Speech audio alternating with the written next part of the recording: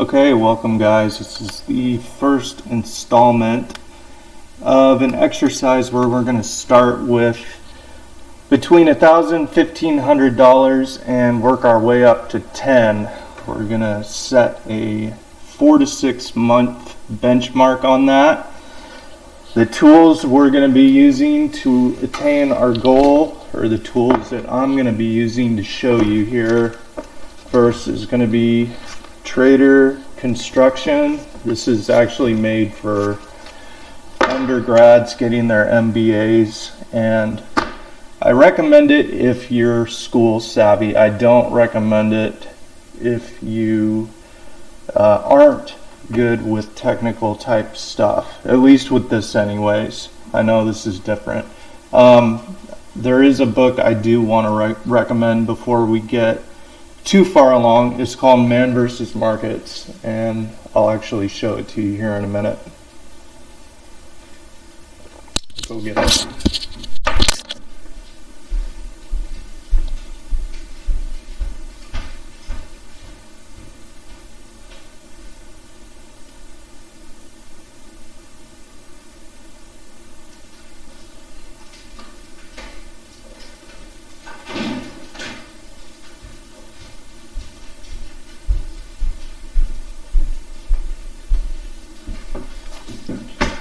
Hopefully you can see that okay. This is actually the main one I recommend you guys get. You can get it at your library. It's the one that really help things click from going from observing to really understanding things quickly. Background for me, I've been doing this part-time for 6 years. Seriously for 3 years, and just really started making money with it recently within the last 3 years. Part-time money, full-time money for the last year, 6 months or so. So pretty new myself, actually. Being in for 6 years is relatively short, so we're actually going to be pretty much going through this journey together, even if you're starting from scratch. That being said, I am ahead on some things that I do want to show people that have no idea what's going on. So what my goal is going to be is to break concepts down that are complicated and overwhelming, maybe intimidating, to things that you can understand easily. And hopefully I'll be pretty good at that. So I want to first show you my personal chart. So this is, we're looking at lift. That's the first analysis that my friend wanted me to do for you guys. So I base this chart off what's called the Elliot wave theory, and that's basically saying people that are way smarter than me and you, maybe there's somebody that's that smart out there, but they can actually take physics equations that relate to the wave function of light, how waves actually function. And they've actually programmed it into these charts. So as you can see on the bottom here, you can see the clear patterns of the downtrends moving into the uptrends, the rise, the falls, the dips, the ebbs, the flows. So look at where it's, what I want you to do is look at where it was at right here. Hopefully you can see my cursor okay. So on 211, look at where it was on 211. Now look at where it's steadily been going. Okay? Okay. And then also look at this sharp decline right here. The next thing we're going to look at are press releases. This is very important because press releases are actually news that may have not even been released to anybody to actually publish yet. So this is actually where the publishers themselves can use to find a lot of information. They usually have their own sources for press releases, but just a general rule of thumb is if you want information on something and you want to be able to get it the quickest possible before it gets too saturated, press releases are what to look for. So as you can see here, ThinkorSwim, I can never remember the name of this thing. I don't know why they call it ThinkorSwim, honestly. I would have come up with an easier name. I kept typing in the wrong thing when I first was looking for it.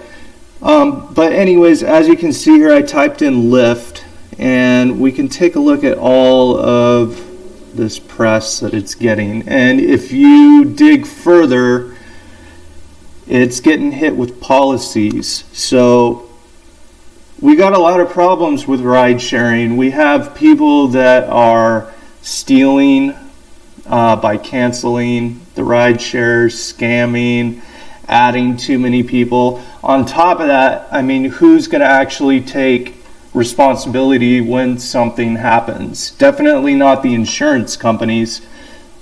So right now, I would not touch lift with a 10-foot pole. That's my rating. If you can get out of it right now, and if you have shares or you are invested in options with at least a 4-month expiration, then I would hold. Other than that, if you bought something that expires too soon, it's on its way down. I mean, things could turn around. These are not 100%, but they're pretty close. You can also use a tool to analyze your odds here. And as you can see, right here, these are not good. Your odds should be 49.8-ish, not in your favor, looking to the next trade day. And then it should exponentially either go up or down from there. Briefly talking about exit points and entry points, I'm going to get further into that. What I'm showing you obviously is a line chart. We're going to have to go into candlestick charts to talk about entry and exit points more, but I got you guys on that. I have the chapter dog-eared for that. We can go into that more in detail later, but for now, I'm just kind of showing you that's what I do to analyze something. There's a lot to these charts. I'm sure you guys are looking at this like, what in the heck are you talking about? It will come with time. This stuff doesn't just come overnight, obviously. So as you can, hopefully you can see the screen okay. I'm going to obviously check the recording, but you can see the odds right here for February 21st. I'm not like, okay, so 20th, you can see the dates right there. And then it shows as it goes down. All right.